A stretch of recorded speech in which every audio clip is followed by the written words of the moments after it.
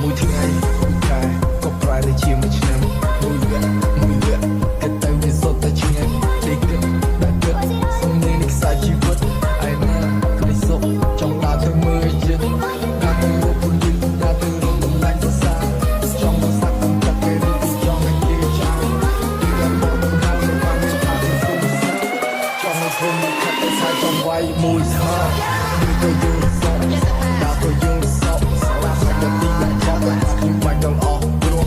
ស្រីមិនបានពេលប្រយ័ត្នគេនិយាយទៅកុំបើចិត្តអ្នកឲ្យជុំមិនសូមបង្ហាញទៅពួកអឡោះ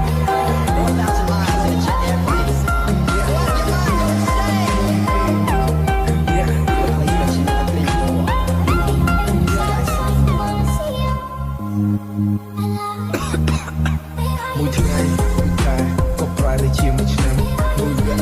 គគិតទៅវាសុទ្ធតែឆ្ងាយតែគិតសំលេងនៃខ្សែជីវិតឯណាគ្រីសុខចង់ដើរទៅមើលយិតដើរទៅរកពលិនដើរទៅរកបំលាញ់ភាសាចង់មកសាក់តាមចិត្តគេឬចង់ឲ្យគេចាំពីដល់មកដល់ហើយបានថាទៅសុំចង់ឲ្យខ្ញុំខិតតែខ្សែចង់វាយមួយស្មើទៅយល់សោកដើរទៅយល់សោកខ្ញុំបាច់ដល់អស់ព្រោះស្រីមិនបានពេលប្រយ័ត្នគេនិយាយទៅកុំបើចិត្តអ្នកឲ្យជុំមិនសូមបង្ហាញទៅពួកអឡោះ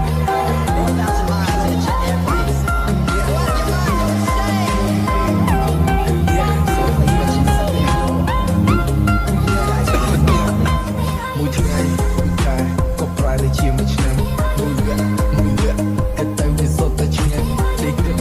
គិតសំលេងនៃខ្សែជីវិតឯណាគ្រីសុខចង់ដើរទៅមើលយិតដើរទៅរកពលិនដើរទៅរកបំលាញ់ភាសាចង់មកសាក់តាមចិត្តគេឬចង់ឲ្យគេចាំពីដល់មកដល់ហើយបានថាទៅសុំចង់ឲ្យខ្ញុំខិតតែខ្សែចង់វាយមួយស្មើ